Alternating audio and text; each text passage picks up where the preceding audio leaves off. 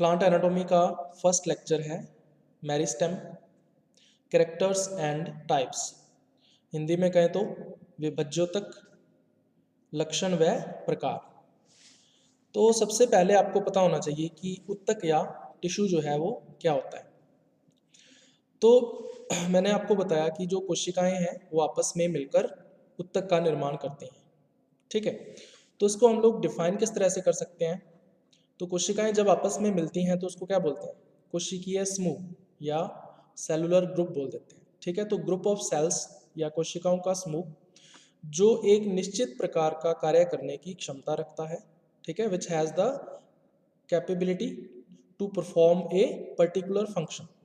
ठीक है, किसी एक कार्य को करने के लिए या किसी एक फंक्शन को करने के लिए या फिर निश्चित कार्य कर रहा है। ठीक है, या तो क्षमता है उसके अंदर, कैपेबिलिटी है, या फिर वो कंटिन्यूअसली वर्क कर रहा है। ठीक है, क्या कहलाता है भाई, उत्तक या टिश्यू कहलाता है। ठीक है, तो इसकी डेफिनेशन जो है वो आपसे पूछी जा सकती है, इंपॉर्टेंट चीज़ है। अब आपसे यह भी पूछा जा सकता है कि जो टिश्यू टर्म है ये किसके द्वारा दी गई थी। तो ये दी थी एन ग्र्यू ने। ठीक है, एन ग्र्यू साइंटिस्ट का नाम आपको ध्यान में रखना है। इसने सबसे पहले टिश्यू टर्म दी थी। ठीक है, उसके बाद एक टर्म आती है हिस्टोलॉजी, या इसको बोल देते हैं उत्तक विज्ञान। ठीक है, ये ग्रीक भाषा से लिया गया शब्द है। आपको पता होगा कि जितने भी बायोलॉजिकल वर्ड्स हैं वो ज़्यादातर कौन सी भाषा से लिए गए हैं, लैटिन भाषा से। ठीक है, कैसे, आप जितने भी बॉटनिकल नेम्स पढ़ते हो, जितने भी जूलॉजिकल नेम्स पढ़ते हो, वो सारे के सारे किस भाषा में हैं, लैटिन भाषा में है, और वो हज़ारों लाखों की संख्या में है। ठीक है, तो इसका मतलब जो ज़्यादातर बायोलॉजिकल वर्ड्स हैं वो लैटिन भाषा से लिए गए। दूसरे नंबर पे कौन सी भाषा आती है, ग्रीक भाषा। ठीक है, तो दूसरे नंबर पर सबसे ज़्यादा जो बायोलॉजिकल वर्ड्स हैं वो ग्रीक भाषा से लिए गए हैं। तो यहाँ पे देख सकते हो आप, ग्रीक लैंग्वेज के दो वर्ड्स हैं, एक तो है हिस्टोस और दूसरा है लोगोस। हिस्टोस का मतलब यहाँ पे क्या होता है, टिश्यू या उत्तक, और लोगोस का मतलब क्या होता है, स्टडी या अध्ययन करना, यानी स्टडी ऑफ टिश्यूज या उत्तक का अध्ययन करना क्या कहलाता है, उत्तक विज्ञान या हिस्टोलॉजी कहलाता है। और फादर ऑफ हिस्टोलॉजी या उत्तक विज्ञान का जनक किसको बोलते हैं भाई, मार्सिलो मैल्पिकी को बोलते हैं। इसने जूलॉजी के अंदर काफ़ी वर्क किया है टिश्यूज़ के ऊपर या उत्तकों के ऊपर, तो इसको फादर ऑफ हिस्टोलॉजी या उत्तक विज्ञान का जनक कहा जाता है। तो ये आपको ध्यान में रखना है इस साइंटिस्ट का नाम। उसके बाद हम लोग प्लांट एनाटॉमी की बात कर लेते हैं। जो पादप औत्तिकी है उसका जनक या फादर किसको बोला जाता है, तो एन ग्र्यू, इसने टिश्यू टर्म भी दी थी और इसको प्लांट एनाटॉमी का फादर या पादप औत्तिकी का जनक भी कहा जाता है। तो इस वैज्ञानिक का नाम ध्यान में रखना है, इस पे डायरेक्ट क्वेश्चन पूछा जाता है। उसके बाद आपसे ये पूछा जा सकता है कि जो इंडियन प्लांट एनाटॉमी है उसका फादर कौन है, भारतीय जो पादप औत्तिकी है उसका जनक कौन सा है, तो ये है के चौधरी। तो इस साइंटिस्ट का नाम आपको ध्यान में रखना है। तो ये तीन साइंटिस्ट हैं जो एनाटॉमी से रिलेटेड हैं या संबंधित हैं। ठीक है, तो इनके नाम आपको ध्यान में रखने हैं, इनसे संबंधित क्वेश्चंस जो हैं वो आपको देखने को मिल सकते हैं एग्जाम के अंदर। उसके बाद फिर हम लोग करेंगे टाइप्स ऑफ टिश्यूज, उत्तकों के प्रकार। तो पौधों के अंदर या प्लांट्स के अंदर दो तरह के टिश्यूज आपको देखने को मिलेंगे। एक तो होता है विभज्योतक, या इसको बोल देते हैं मेरिस्टेम। ठीक है, तो और दूसरा कौन सा होता है, स्थायी उत्तक या परमानेंट टिश्यू। तो ये दो प्रकार के टिश्यूज जो हैं वो प्लांट्स के अंदर पाए जाते हैं। सबसे पहले हम लोग बात करेंगे विभज्योतक या मेरिस्टेम के बारे में। तो मेरिस्टेम क्या होता है भाई, ऐसा टिश्यू जो कंटिन्यूअसली डिवीजन कर रहा है, सेल डिवीजन कर रहा है, या हम कह सकते हैं विभाजन कर रहा है। ठीक है, या फिर उसके अंदर विभाजन की क्षमता या सेल डिवीजन की कैपेसिटी जो है वो पाई जा रही है। ठीक है, तो ऐसा जो टिश्यू है वो क्या कहलाता है अभी, विभज्योतक या मेरिस्टेम कहलाता है। ठीक है, या तो लगातार विभाजन कर रहा हो, सेल डिवीजन कर रहा हो कंटिन्यूअसली, या फिर उसमें सेल डिवीजन या कोशिका विभाजन की क्षमता उपस्थित हो, ऐसा टिश्यू क्या कहलाएगा, विभज्योतक या मेरिस्टेम कहलाएगा। इसको अपने डिटेल में पढ़ेंगे आगे। उसके बाद दूसरा है स्थायी उत्तक या परमानेंट टिश्यू। तो स्थायी उत्तक या परमानेंट टिश्यू जो है वो मेरिस्टेम से ही बनता है ना। कैसे बनता है भाई?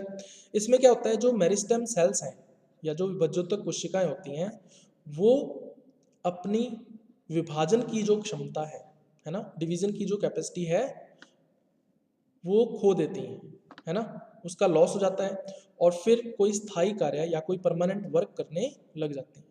ठीक है, और वो किस में कन्वर्ट हो जाती हैं? स्थायी उत्तक के अंदर या परमानेंट टिश्यूज के अंदर कन्वर्ट हो जाती हैं। तो इसका मतलब जो परमानेंट टिश्यू है या स्थायी उत्तक है इसका निर्माण विभज्योतक या मेरिस्टेम से ही होता है। ठीक है, फर्क सिर्फ इतना ही है कि इसमें विभाजन की क्षमता कोशिकाओं के अंदर नहीं रहती है, बल्कि उसकी बजाय कोई परमानेंट वर्क या फंक्शन या स्थायी कार्य जो है वो कोशिकाएं करने लग जाती है ना। जैसे एपिडर्मिस है, प्रोटेक्शन का कार्य करेगी। कॉर्टेक्स है, फूड मटेरियल को स्टोर करने का कार्य करेगा। ठीक है, जाइलम है तो वाटर के कंडक्शन का कार्य करेगा। फ्लोएम है वो फूड के ट्रांसपोर्टेशन का कार्य करेगा। तो ये सारे के सारे जो मैंने अभी नाम बताए आपको, ये स्थायी उत्तक या परमानेंट टिश्यूज होते हैं। इनका निर्माण कहाँ से होता है? विभज्योतक या मेरिस्टेम से होता है। तो इस तरह से दो तरह के टिश्यूज या उत्तक जो हैं वो पौधों के अंदर पाए जाते हैं। तो इस लेक्चर के अंदर हम लोग मेरिस्टेम के बारे में ही पढ़ने वाले हैं। तो विभज्योतक या मेरिस्टेम जो है इसके सबसे पहले हम लोग अभिलक्षण या कैरेक्टर्स के बारे में देखने वाले हैं कि मेरिस्टेम की जो सेल्स होती हैं या कोशिकाएं होती हैं वो कौन कौन से लक्षण या कैरेक्टर्स प्रदर्शित करती हैं। तो इसके अंदर सबसे पहला इसका कैरेक्टर आता है कि जितनी भी मेरिस्टेम सेल्स होती हैं या कोशिका विभज्योतक कोशिकाएं होती हैं वो कैसी होती हैं? अभी थिन वॉल्ड होती हैं, पतली भित्ति होती है, यानी इनकी जो सेल वॉल होती है वो बहुत ही थिन होगी, पतली होगी। और ये कोशिकाएं कैसी होंगी? लिविंग होंगी, यानी जीवित कोशिकाएं होती हैं। तो मेरिस्टेम कभी भी डेड नहीं हो सकता, ये हमेशा जीवित या लिविंग टिश्यू होता है।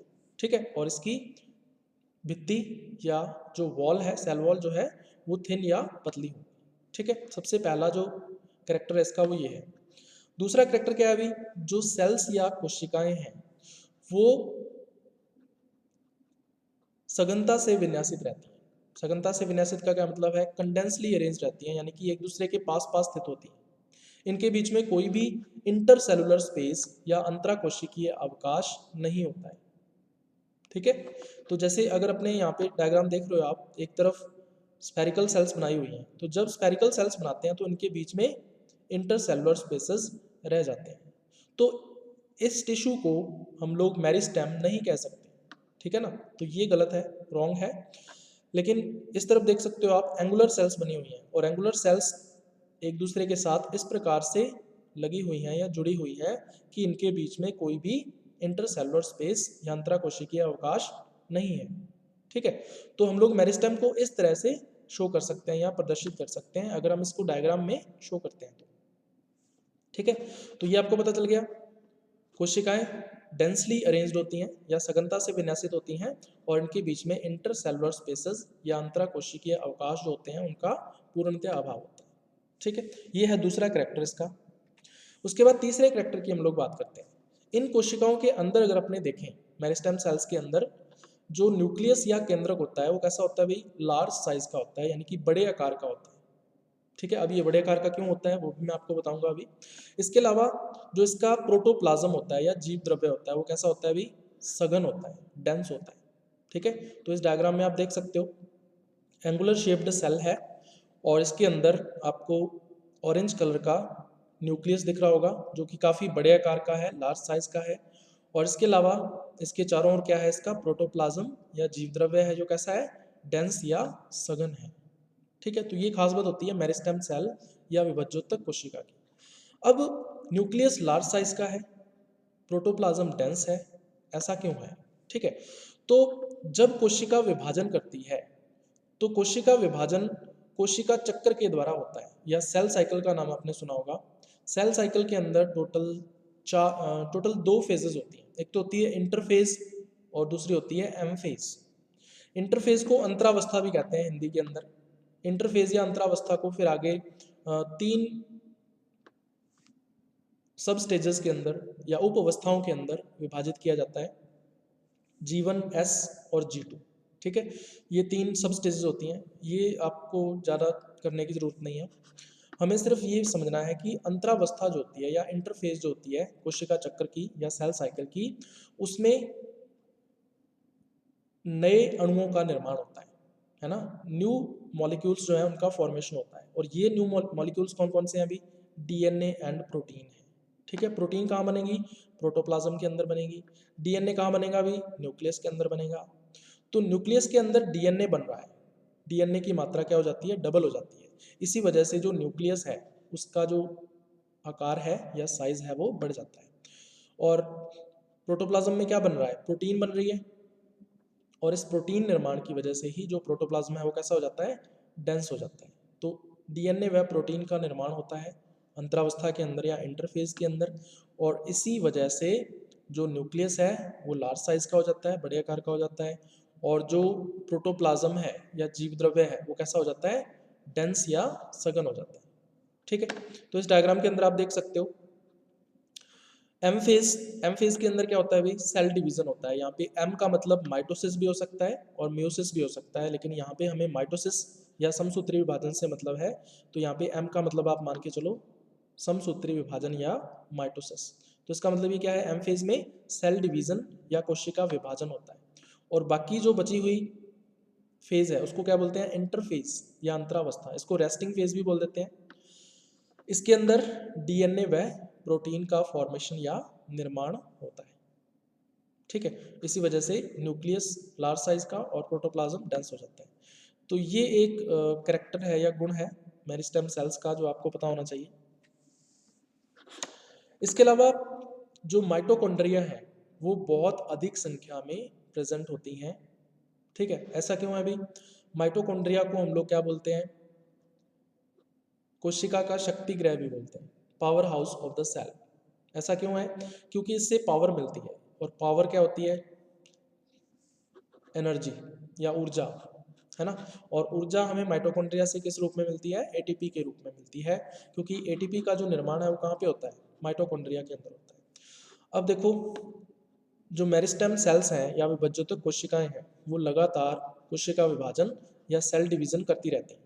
ठीक है, और लगातार कोशिका विभाजन के लिए हमें लगातार ऊर्जा की आवश्यकता होती है, एनर्जी चाहिए। ठीक है, और ये एनर्जी कहाँ से आएगी? माइटोकॉन्ड्रिया से आएगी। इसीलिए माइटोकॉन्ड्रिया की जो संख्या है या नंबर्स है वो मेरिस्टेम सेल्स के अंदर बहुत अधिक होता है। ठीक है, तो ये भी एक कैरेक्टर है इसका। उसके बाद नेक्स्ट लास्ट कैरेक्टर है इसका, इसके अंदर जो सेंट्रल वैक्यूल होती है ना, और जो क्लोरोप्लास्ट होते हैं उनका पूर्णतः अभाव होता है। सेंट्रल वैक्यूल आपको पता होगा, जो प्लांट सेल है, प्लांट सेल की स्ट्रक्चर अगर आपने देखी हो तो उसके अंदर बिल्कुल सेंटर में एक बड़े आकार की या लार्ज साइज की सेंट्रल वैक्यूल होती है या केंद्रीय रिक्तिका होती है। ठीक है, लेकिन जो मेरिस्टेम सेल होगी इसमें केंद्रीय रिक्तिका एब्सेंट होती है ना, सेंट्रल वैक्यूल इसमें एब्सेंट होती है। इसके अलावा हरित लवक या क्लोरोप्लास्ट, क्लोरोप्लास्ट किस लिए चाहिए होता है भाई? फूड सिंथेसिस के लिए या फोटोसिंथेसिस के लिए, प्रकाश संश्लेषण के लिए, जिसकी सहायता से फूड मटेरियल का सिंथेसिस किया जाता है। तो अब यहाँ पे फूड चाहिए नहीं, इसलिए यहाँ पे हरित लवक या क्लोरोप्लास्ट का कोई काम नहीं है, इसलिए यहाँ पे ये एब्सेंट होते हैं। इसके अलावा एंडोप्लाज्मिक रेटिकुलम जो है वो बहुत ही लेस डेवलप्ड होती है या कम विकसित होती है। तो ये भी एक कैरेक्टर है मेरिस्टेम सेल का या मेरिस्टेमेटिक टिश्यू का। ठीक है भाई, तो ये हमने कैरेक्टर्स देख लिए हैं मेरिस्टेम के। उसके बाद फिर हम देखते हैं अभी जो मेरिस्टेम है या विभज्योतक है ये कितने टाइप के होते हैं। तो इसके जो टाइप्स हैं या प्रकार हैं इसके ऊपर क्वेश्चन जरूर पूछा जाता है, बड़ा क्वेश्चन आएगा। ठीक है ना, इस पे इंपॉर्टेंट लगा लेना। तो मेरिस्टेम को हम लोग अलग अलग प्रकार से डिवाइड कर सकते हैं। तो इसके 3 बेस हैं या आधार हैं। सबसे पहला बेस कौन सा है भाई? उत्पत्ति के आधार पर, यानी बेस्ड अपॉन ओरिजिन, इसकी उत्पत्ति कैसे हुई या ओरिजिन कैसे हुई इस आधार पर है। दूसरा आधार है इसका विभाजन तल, यानी कि प्लेन ऑफ डिवीजन, जिसमें जो सेल्स हैं या कोशिकाएं हैं वो कौन से प्लेन में या कौन से तल में विभाजन शो करती हैं, तो ये भी एक आधार हो सकता है। और तीसरा आधार हम लोग देखेंगे स्थिति के आधार पर, यानी बेस्ड अपॉन पोजीशन। तो थर्ड जो टाइप है वो बहुत इंपॉर्टेंट है, स्थिति के आधार पर या बेस्ड अपॉन पोजीशन। जो टाइप्स हैं मेरिस्टेम के वो बहुत इंपॉर्टेंट है और उनके ऊपर डायरेक्ट क्वेश्चन आपसे पूछा जा सकता है। तो चलिए इसको शुरू करते हैं हमने। सबसे पहले हम लोग देखेंगे उत्पत्ति के आधार पर, यानी बेस्ड अपॉन ओरिजिन। तो ओरिजिन के आधार पर जो मेरिस्टेम है वो दो तरह का होता है। प्राथमिक विभज्योतक या इसको बोलते हैं प्राइमरी मेरिस्टेम, और दूसरा है द्वितीयक विभज्योतक या इसको बोल देते हैं सेकेंडरी मेरिस्टेम। अब प्राइमरी और सेकेंडरी में क्या डिफरेंस होता है ये हम लोग देख लेते हैं। तो सबसे पहले अगर प्राथमिक विभज्योतक या प्राइमरी मेरिस्टेम की बात करें तो ऐसा मेरिस्टेम या विभज्योतक जो पौधे की भ्रूणीय अवस्था में विकसित होता है, यानी प्लांट की जो एम्ब्रियोनिक स्टेज है उसमें डेवलप होगा, ऐसा विभज्योतक या मेरिस्टेम क्या कहलाएगा? प्राथमिक विभज्योतक या प्राइमरी मेरिस्टेम कहलाएगा।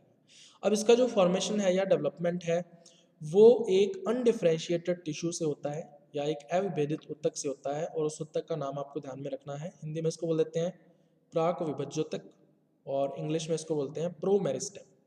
तो प्रोमेरिस्टेम नाम के एक अनडिफरेंशिएटेड टिश्यू से प्राइमरी मेरिस्टेम का या प्राथमिक विभज्योतक का निर्माण होता है।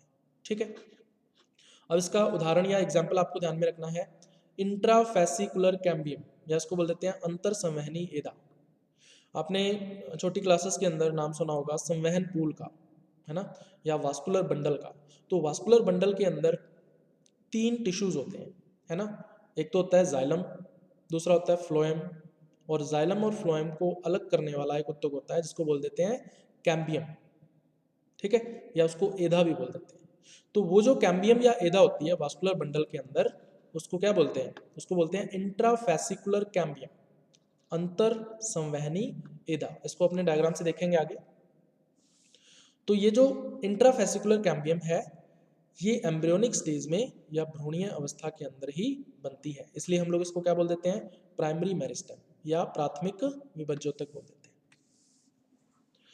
दूसरा द्वितीयक विभज्योतक या सेकेंडरी मेरिस्टेम क्या होता है? तो ऐसा मेरिस्टेम या विभज्योतक जिसका निर्माण बाद में होता है, जिसका फॉर्मेशन कब होता है? बाद में होता है। कब? जीवन चक्र के दौरान या लाइफ साइकिल के ड्यूरिंग इसका डेवलपमेंट होता है। और ये कहाँ से बनेगा? ये बनेगा स्थायी उत्तक से या परमानेंट टिश्यू से। तो परमानेंट टिश्यू की कुछ सेल्स जो हैं या कुछ कोशिकाएं जो हैं वो अपना स्थायी कार्य छोड़ देती हैं। ठीक है, अपना जो कार्य होता है उसका या वर्क होता है, फंक्शन होता है, उसको छोड़ देती हैं और इनमें नया गुण आ जाता है। नया गुण कौन सा है? कोशिका विभाजन का या सेल डिवीजन का। ठीक है, और इस तरह का जो मेरिस्टेम बना है या विभज्योतक बना है उसको क्या बोल देते हैं? सेकेंडरी मेरिस्टेम या द्वितीयक विभज्योतक। तो सेकेंडरी का मतलब क्या होता है? बाद में। तो बाद में बनता है जो, वो कहलाता है सेकेंडरी। तो फॉर एग्जाम्पल यहाँ पे दे रखा है अंतरा संवहनी एदा या इंटरफेसिकुलर कैम्बियम। ठीक है, और दूसरा दे रखा है कॉरक एदा या कॉरक कैम्बियम। ये दोनों प्रकार की जो कैम्बियम होती हैं इनका निर्माण कब होता है? सेकेंडरी ग्रोथ के समय होता है। जब पौधे के अंदर सेकेंडरी ग्रोथ या द्वितीयक वृद्धि शुरू होती है उस टाइम पर इन दोनों तरह की कैम्बियम का निर्माण पौधे के अंदर होता है। तो इसका मतलब ये जो कैम्बियम है वो बाद में बन रही है, तो इसलिए इसको क्या बोलते हैं? सेकेंडरी मेरिस्टेम या द्वितीयक विभज्योतक बोलते हैं। ठीक है, अब इसको डायग्राम से हम लोग एक्सप्लेन करते हैं।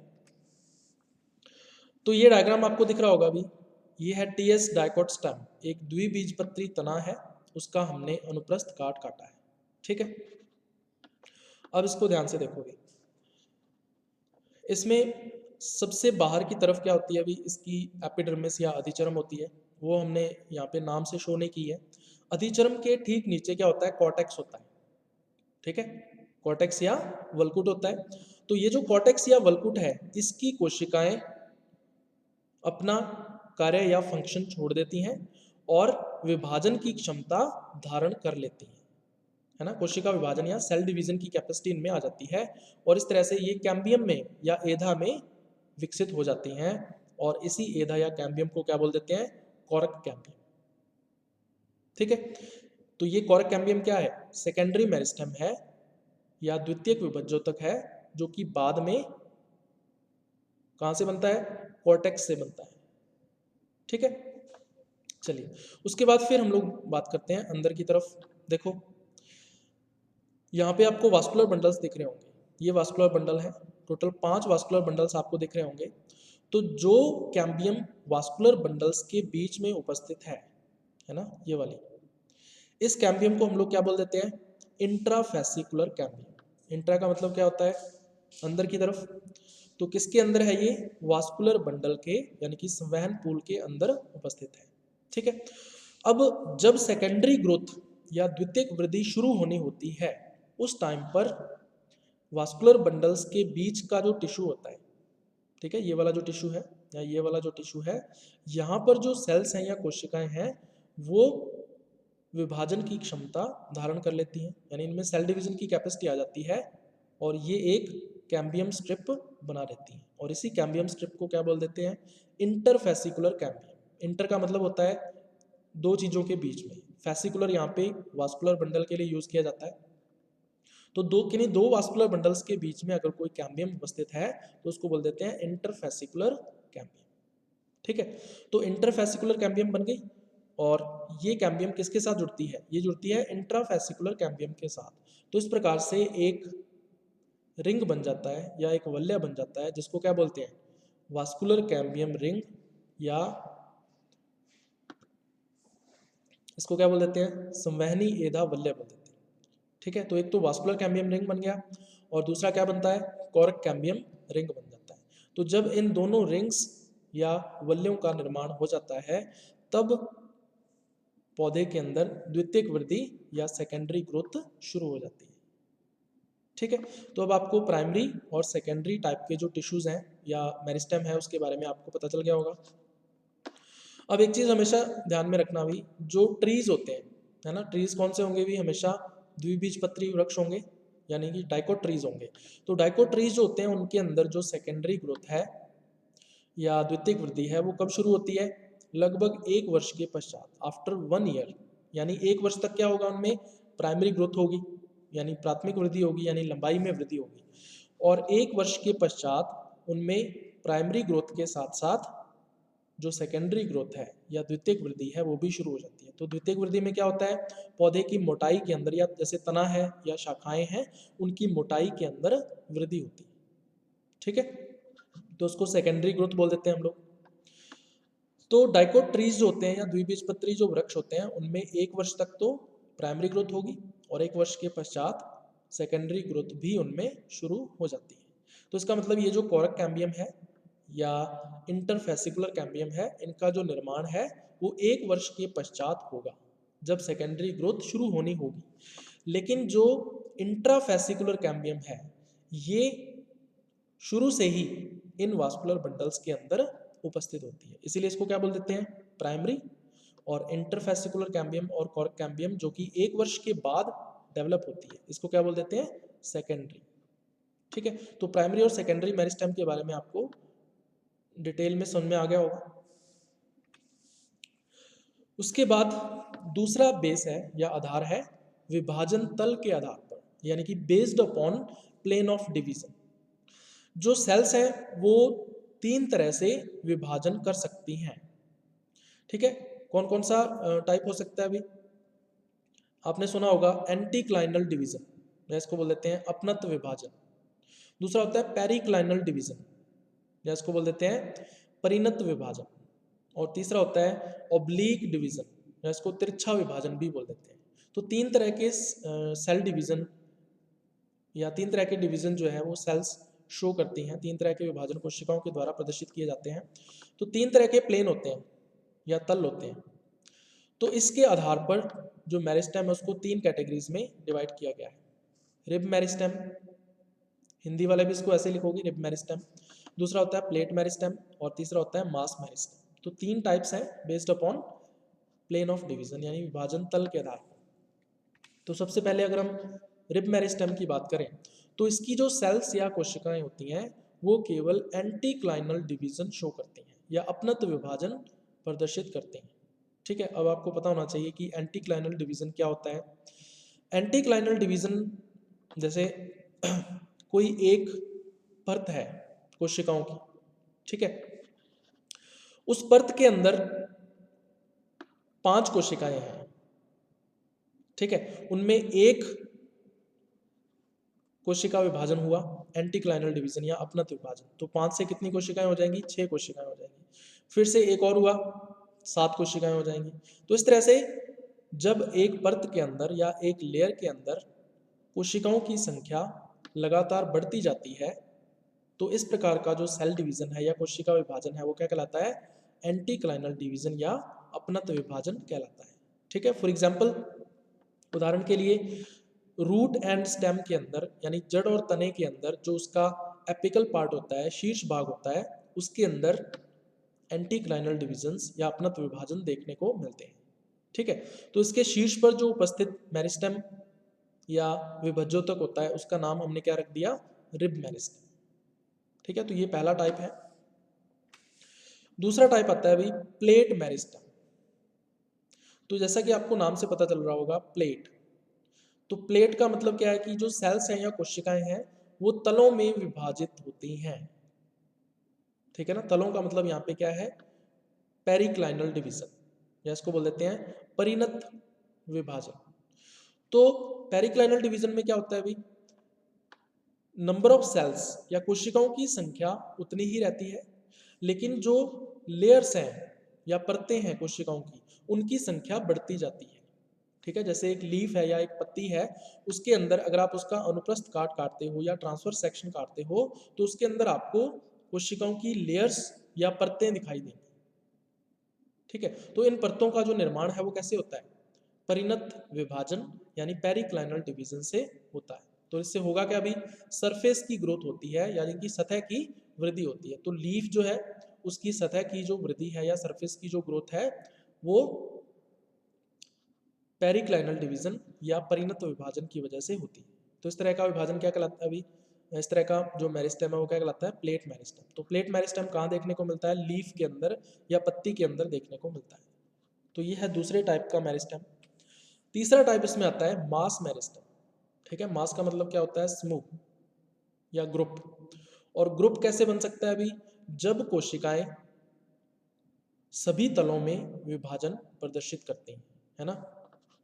सभी तल या सभी प्लेन ऑफ डिवीजन कौन कौन से हो सकते हैं? परिणत यानी पेरिक्लाइनल, अपनत यानी एंटीक्लाइनल, व तिरछी विभाजित होती हैं यानी कि ऑब्लिक डिवीजन जो है वो भी देखने को मिलते हैं। इससे होगा क्या? अभी जो स्टेम है या तना है उसकी मोटाई लगातार बढ़ती जाएगी, थिकनेस बढ़ती जाएगी। तो इससे होगा क्या? व्यास जो है यानी कि डायमीटर जो होता है स्टेम का वो बढ़ता जाता है। तो इसका मतलब स्टेम और रूट, कौन सा स्टेम? डाइकोट स्टेम यानी द्विबीजपत्री तना, और डाइकोट रूट यानी द्विबीजपत्री जो मूल है उसके अंदर हमें मास मेरिस्टेम देखने को मिलता है। ठीक है, तो ये 3 टाइप के होते हैं meristem based upon plane of division यानी विभाजन तल के आधार पर। उसके बाद लास्ट आता है स्थिति के आधार पर यानी बेस्ड अपॉन पोजीशन, और ये काफ़ी इंपॉर्टेंट है, इसके ऊपर क्वेश्चंस भी आपसे पूछे जा सकते हैं। तो कौन सा मेरिस्टेम किस जगह पर उपस्थित है प्लांट के अंदर, इस आधार पर मेरिस्टेम को 3 टाइप्स में डिवाइड किया गया है। सबसे पहला है शीर्षस्थ विभज्योतक, या इसको क्या बोल देते हैं अभी? Apical meristem. दूसरा है अंतर्विष्ट विभज्योतक, या इसको बोल देते हैं इंटरकैलरी मेरिस्टेम। और तीसरा है पार्श्व विभज्योतक, या इसको बोल देते हैं लेटरल मेरिस्टेम। तो 3 टाइप का जो मेरिस्टेम है वो प्लांट्स के अंदर देखने को मिलता है पोजीशन या स्थिति के आधार पर। तो सबसे पहले हम लोग देखते हैं एपिकल मेरिस्टेम या शीर्षस्थ विभज्योतक की। ठीक है, तो ये कहाँ पर होता है अभी? पौधे के अंदर 2 मुख्य भाग होते हैं। एक तो होता है उसका तना, है ना। तने के साथ साथ क्या होता है उसका? उसकी शाखाएं होती हैं, उसकी पत्तियां होती हैं। तो तना हो गया यानी स्टेम हो गया, शाखाएं यानी ब्रांचेस, और पत्तियां जो है यानी उसकी लीव जो है। इन तीनों को हम लोग कंबाइंडली या सामूहिक रूप से क्या बोलते हैं?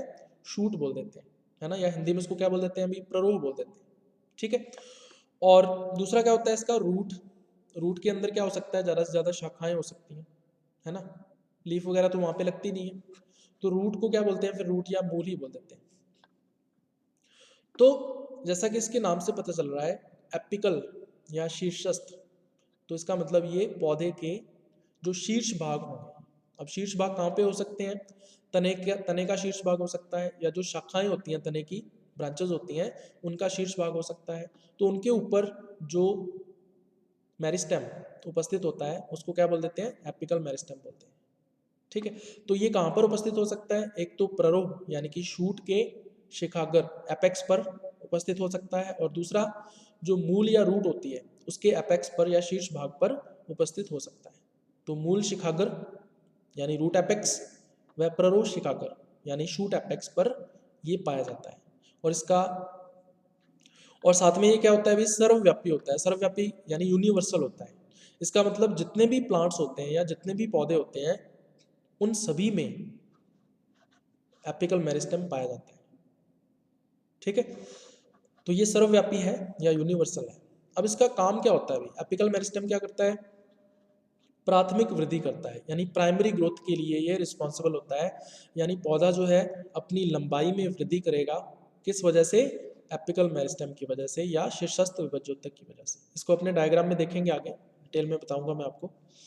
इसके अंदर जो कोशिकाएं होती हैं या सेल्स होती हैं उनकी शेप कैसी होती है, अभी एंगुलर होती है यानी कोणाकार होती है।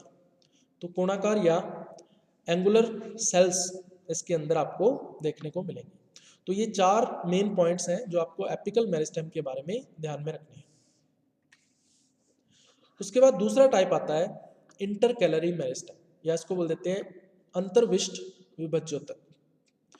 तो ये जो इंटरकैलरी या अंतर्विष्ट विभज्योतक होता है ये कहाँ पर उपस्थित होता है, सबसे पहले आपको ये पता होना चाहिए। तो ये केवल शूट में यानी प्ररोह के अंदर उपस्थित होता है। ठीक है, रूट के अंदर ये आपको कभी भी देखने को नहीं मिलेगा, ये सिर्फ शूट में होता है, प्ररोह के अंदर होता है। दूसरा, ये कौन कौन से पौधों में पाया जाता है, तो ये सभी पौधों में नहीं होता, सभी प्लांट्स के अंदर ये नहीं पाया जाता है। ये केवल कुछ गिने चुने पौधों के अंदर ही यानी कुछ सिलेक्टेड प्लांट्स के अंदर ही देखने को मिलता है। कौन कौन से प्लांट्स हैं, इनके एग्जांपल्स मैं अभी आपको बताता हूं। ये काम क्या करता है अभी, कुछ प्लांट्स के अंदर या कुछ एक बीजपत्री पौधे होते हैं, मोनोकोट प्लांट्स होते हैं, जिनमें ये क्या करता है अभी, असामान्य द्वितीयक वृद्धि के लिए उत्तरदायी होता है। यानी कि एबनॉर्मल जो सेकेंडरी ग्रोथ होती है उसके लिए ये रिस्पॉन्सिबल होता है। अब एबनॉर्मल सेकेंडरी ग्रोथ क्या होती है, ये हम लोग आगे पढ़ेंगे। आपके आगे एक चैप्टर है डिटेल में जिसमें हम लोग पढ़ेंगे। द्वितीयक वृद्धि जो है यानी सेकेंडरी ग्रोथ जो है वो एबनॉर्मल रूप से या असामान्य रूप से होती है। तो उसके लिए कौन रिस्पॉन्सिबल है, इंटरकैलरी मेरिस्टेम या अंतर्विष्ट विभज्योतक जो है ये रिस्पॉन्सिबल है। ठीक है, तो ये कौन कौन से कुछ एक बीजपत्री पौधे हैं या मोनोकोट प्लांट्स हैं, तो इसके एग्जांपल्स आपको ध्यान में रखने हैं। पाम है ना, इंग्लिश में भी इसको पाम ही बोल देते हैं, हिंदी में भी यही बोलेंगे। तो पाम के अंदर आपने कुछ पौधों के नाम सुने होंगे, जैसे नारियल, कोकोनट, है ना। इसके अलावा खजूर जिसको डेट पाम भी बोल देते हैं। तो ये दोनों के दोनों जो प्लांट्स हैं ये मोनोकोट्स होते हैं, एक बीजपत्री होते हैं, लेकिन ये क्या है, ट्रीज हैं यानी वृक्ष हैं। इसका मतलब इनकी जो ऊंचाई है वो बहुत ज़्यादा होती है, और इनका जो तना है या स्टेम है वो काफ़ी मोटा होता है। इसका मतलब उनमें सेकेंडरी ग्रोथ होती है, द्वितीयक वृद्धि होती है, लेकिन ये जो सेकेंडरी ग्रोथ इन प्लांट्स के अंदर होती है या द्वितीयक वृद्धि जो इन प्लांट्स के अंदर होती है वो असामान्य प्रकार की होती है या एबनॉर्मल टाइप की होती है। और वो किसकी वजह से होती है, इस इंटरकैलरी मेरिस्टेम की वजह से होती है। ठीक है, ये दोनों के दोनों जो प्लांट्स हैं या और भी पाम्स हो सकते हैं, इनकी फैमिली आपसे पूछी जा सकती है। तो ये कौन सी फैमिली के मेंबर हैं, इसको बोल देते हैं पामी, या फिर इसका नाम है एरिकेसी। तो पामी भी बोल सकते हो, एरिकेसी भी बोल सकते हो। तो इस फैमिली के मेंबर्स हैं ये पाम्स। ठीक है, उसके बाद जो इंटरकैलरी मेरिस्टेम है और क्या काम करता है, कुछ प्लांट्स के अंदर ये क्या करता है, स्टेम के चारों ओर यानी तने के चारों ओर ये क्या करता है, शीत बनाता है, आच्छद बनाता है। ठीक है, और इस आच्छद का नाम क्या पड़ गया, पर्णाधार आच्छद, या इसको बोल देते हैं लीफ बेस शीथ। तो लीफ बेस शीथ या पर्णाधार आच्छद का जो निर्माण है वो भी किसके द्वारा किया जाता है, इंटरकैलरी मेरिस्टेम के द्वारा किया जाता है। तो पर्णाधार आच्छद है क्या भाई, जो लीफ है वो कुछ लंबाई तक या कुछ दूरी तक स्टेम या तने को ढक लेती है या कवर कर लेती है, यानी कि आच्छद बना लेती है। ठीक है, या शीत बना लेती है, और इसी को क्या बोल देते हैं, पर्णाधार आच्छद या लीफ बेस शीत बोल देते हैं। ये किसमें होता है अभी, पोएसी या ग्रैमिनी कुल के सदस्यों के अंदर, है ना। जैसे आपने गेहूं का पौधा देखा होगा, वीट का जो प्लांट है उसमें जो स्टेम है वो लीफ के द्वारा ढका रहता है, उसके आधार के द्वारा कुछ दूरी तक, है ना, आप लोग देख लेना। इसके अलावा जो तंबाकू का पौधा होता है उसमें भी लीफ बेस शीथ या पर्णधारा छद होता है, वो भी इंटरकैलरी मेरिस्टेम के द्वारा बनाया जाता है। इसके अलावा एक प्लांट होता है पॉलीगोनम। पॉलीगोनम जो प्लांट है, इसमें ये फैमिली कौन सी होती है इसकी, पॉलीगोनेसी। पॉलीगोनेसी फैमिली के अंदर बहुत सारे प्लांट्स आते हैं, उनमें से एक पॉलीगोनम भी है। तो उस फैमिली के अंदर जितने भी प्लांट्स आते हैं पॉलीगोनेसी फैमिली के अंदर, उनमें से पॉलीगोनम जो है सिर्फ यही एक ऐसा प्लांट है जिनमें लीफ बेस शीथ या पर्णधारा छद पाया जाता है। तो इसका मतलब पॉलीगोनम के अंदर लीफ बेस शीथ या पर्णधारा छद का पाया जाना इसका एक आइडेंटिफिकेशन कैरेक्टर है, इसकी पहचान का एक लक्षण है। इसका मतलब हम लोग पर्णधार अछद यानी लीफ बेस शीथ के आधार पर पहचान सकते हैं कि ये जो प्लांट है वो कौन सा है, पॉलीगोनम है। ठीक है, तो ये कुछ प्लांट्स हैं जिनमें इंटरकैलरी मेरिस्टेम या अंतर्विष्ट जो विभज्योतक होता है उसके द्वारा लीफ बेस शीथ या पर्णधार अछद का निर्माण किया जाता है। उसके बाद तीसरा आता है पार्श्व विभज्योतक, या इसको बोल देते हैं लिटरल मेरिस्टेम।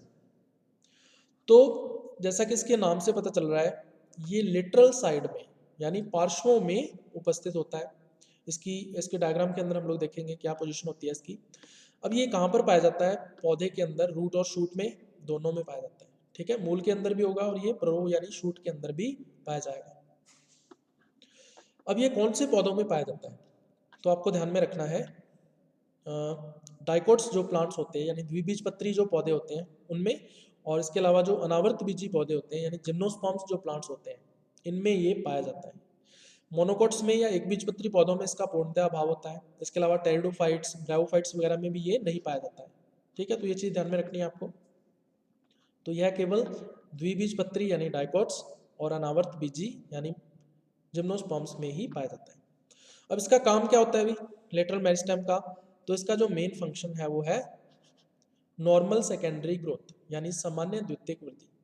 तो प्लांट्स के अंदर जो द्वितीयक वृद्धि या सेकेंडरी ग्रोथ होती है यानी कि उनकी जो मोटाई के अंदर या थिकनेस के अंदर जो इंक्रीज है या वृद्धि है वो किस वजह से होती है, इस लेटरल मेरिस्टेम की वजह से ही होती है। और इस लेटरल मेरिस्टेम को हम लोग नॉर्मली क्या बोल देते हैं, एधा बोल देते हैं, है ना, या इसको बोलते हैं कैम्बियम।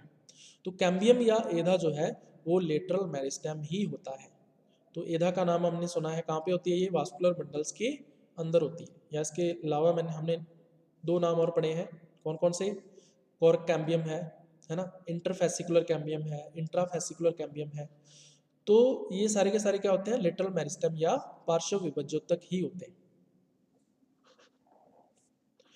अब जो इंट्राफेसिकुलर कैम्बियम है यानी अंतर संवहनी जो एधा होती है, यानी कि ऐसी कैम्बियम या एधा जो वास्कुलर बंडल्स के अंदर पाई जाती है, उसको हम लोग क्या बोलते हैं, प्राइमरी लेटरल मेरिस्टेम यानी प्राथमिक पार्श्व विभज्योतक उसको कहा जाता है। ठीक है, और जो अंतरा संवहनी एधा है यानी इंटरफेसिकुलर जो कैम्बियम है यानी किन्हीं दो वास्कुलर बंडल्स के बीच में जो एधा या कैम्बियम उपस्थित होती है वो, और साथ में जो कॉर्क कैम्बियम है या कॉर्क एधा है, इनको क्या बोला जाता है, सेकेंडरी लेटरल मेरिस्टेम या द्वितीयक पार्श्व विभज्योतक इनको कहा जाता है। ठीक है, तो ये नाम भी आपको ध्यान में रखने हैं, इनके ऊपर डायरेक्ट क्वेश्चन जो है वो आपसे पूछा जा सकता है।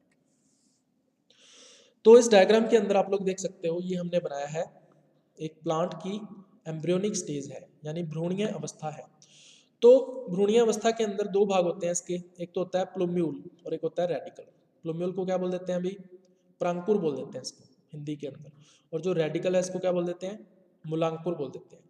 तो प्लूम्यूल या प्रांकुर का काम क्या होता है अभी, इसका काम होता है शूट सिस्टम का निर्माण करना, प्ररोह तंत्र का निर्माण करना, जिसके अंदर मेन स्टेम आ जाएगा, उसकी शाखाएं या ब्रांचेस आ जाएंगी, है ना। इसके अलावा जो लीव्स होती हैं, पत्तियां होती हैं, वो आ जाएंगी। तो शूट सिस्टम यानी जमीन के ऊपर वाला जो भाग होता है पौधे का, उसका निर्माण किसके द्वारा किया जाता है, प्लूम्यूल के द्वारा या प्रांकुर के द्वारा किया जाता है। ये एम्ब्रियो है या भ्रूण है किसका, एक पौधे का।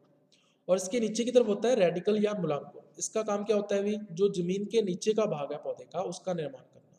ठीक है, और जमीन के नीचे क्या होता है, रूट सिस्टम या उसका मूल तंत्र होता है। तो रूट या मूल का निर्माण किसके द्वारा किया जाता है? रेडिकल या मूलांकुर के द्वारा किया जाता है। तो सबसे पहले हम लोग बात कर लेते हैं एपिकल मेरिस्टेम की, यानी शीर्षस्थ विभज्योतक की। तो मैंने आपको बताया था कि ये शूट और रूट दोनों में पाया जाता है। तो आप लोग देख सकते हो ये शूट का शीर्ष भाग है या एपेक्स पार्ट है। तो यहाँ पर एपिकल मेरिस्टेम या शीर्षस्थ विभज्योतक उपस्थित है। इसको क्या बोलेंगे?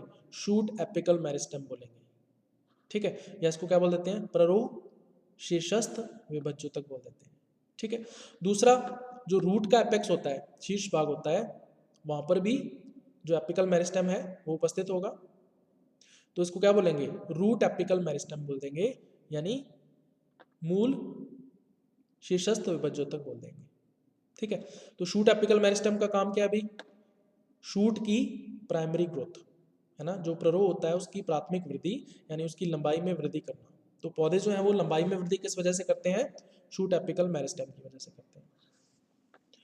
इसके अलावा जो रूट एपिकल मेरिस्टेम है, इसका काम क्या है अभी? रूट की प्राइमरी ग्रोथ करना, यानी मूल की जो प्राथमिक वृद्धि है, यानी जो मूल है या जड़ है वो जमीन में गहराई तक जाएगी। किस वजह से?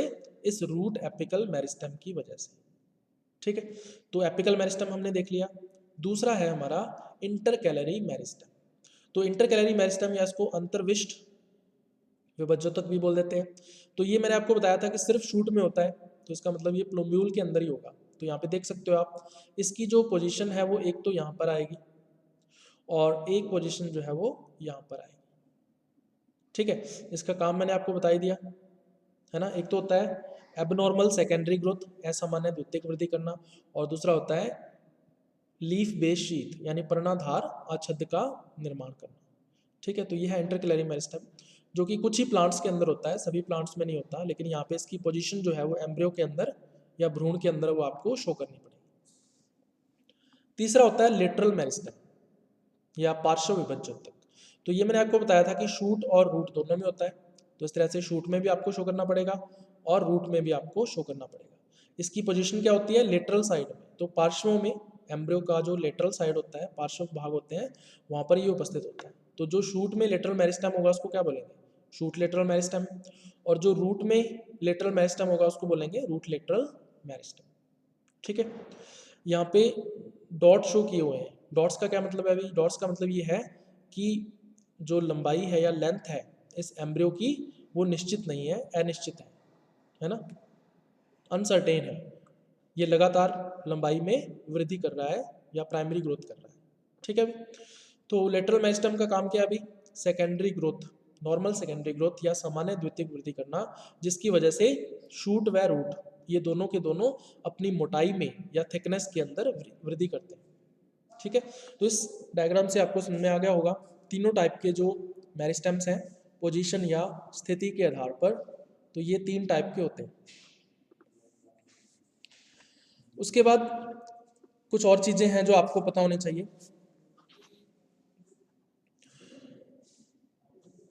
ऐसे प्लांट्स जिनमें नॉर्मल सेकेंडरी ग्रोथ पाई जाती है ना, ऐसे पौधे जिनमें सामान्य द्वितीयक वृद्धि पाई जाती है, उनके अंदर एक मेरिस्टेम या विभज्योतक का होना बहुत आवश्यक है। उसका नाम क्या है अभी?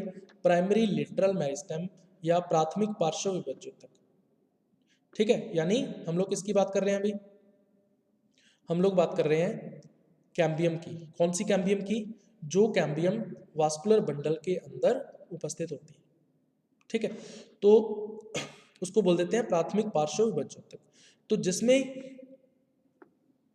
कैम्बियम यानी वास्कुलर बंडल के अंदर जो कैम्बियम है वो उपस्थित है, वो उपस्थित होना अनिवार्य है। किसके लिए? नॉर्मल सेकेंडरी ग्रोथ के लिए। लेकिन ऐसे प्लांट्स जिनमें प्राथमिक पार्श्व विभज्योतक यानी कि प्राइमरी लेटरल मेरिस्टेम उपस्थित है, उन सब में नॉर्मल सेकेंडरी ग्रोथ निश्चित रूप से होगी, ये कोई जरूरी नहीं है। अब इसका क्या मतलब है? इसका मतलब ये है कि जैसे हमारे पास एक वास्कुलर बंडल है, उसके अंदर कैम्बियम का होना जरूरी है। किसके लिए? सेकेंडरी ग्रोथ के लिए। लेकिन जिन पौधों में वास्कुलर बंडल के अंदर कैम्बियम पाई जाती है, उन सब में सेकेंडरी ग्रोथ या द्वितीयक वृद्धि निश्चित रूप से होगी, ये कोई जरूरी नहीं है। है ना। मैं आपको एक एग्जांपल बताता हूँ, कुकुरबिटेसी, है ना, इसके अंदर क्या आते हैं, ककड़ी, खीरा, है ना, कद्दू वर्गीय जो वेजिटेबल्स हैं, सब्जियां हैं, वो इसके अंदर आती हैं कुकुरबिटेसी के अंदर। तो कुकुरबिटेसी के जो पौधे होते हैं उनके अंदर जो तना होता है या स्टेम होता है उसमें वास्कुलर बंडल्स पाए जाते हैं। तो ये जो वास्कुलर बंडल्स या संवहन पूल होते हैं, इनमें एधा उपस्थित होती है, कैम्बियम उपस्थित होती है, लेकिन फिर भी इनमें सेकेंडरी ग्रोथ या द्वितीयक वृद्धि नहीं पाई जाती। ठीक है, इसी वजह से जो कुकुरबिटेसी के मेंबर्स हैं, इनके जो तने हैं या स्टेम्स हैं, ये कैसे होते हैं, दुर्बल होते हैं या वीक होते हैं, है ना। और ये कैसे होते हैं, पर्वतारोही होते हैं, यानी क्लाइंबर्स होते हैं। तो आपने कद्दू की बेल देखी होगी, है ना, खीरा है, ककड़ी है, इन सब की क्या होती है, बेल होती है। तो इनका तना इरेक्ट नहीं होगा, सीधा नहीं होगा, और ना ही इसके अंदर सेकेंडरी ग्रोथ होगी। लेकिन इसके जो वास्कुलर बंडल्स हैं या संवहन पूल हैं, इनमें एधा या प्राथमिक पार्श्व विभज्योतक या प्राइमरी लेटरल मेरिस्टेम पाया जाता है। ठीक है, लेकिन फिर भी इसमें सेकेंडरी ग्रोथ नहीं हो रही। तो ये चीज़ आपको ध्यान में रखनी है। ठीक है, तो ये था अपना आज का लेक्चर।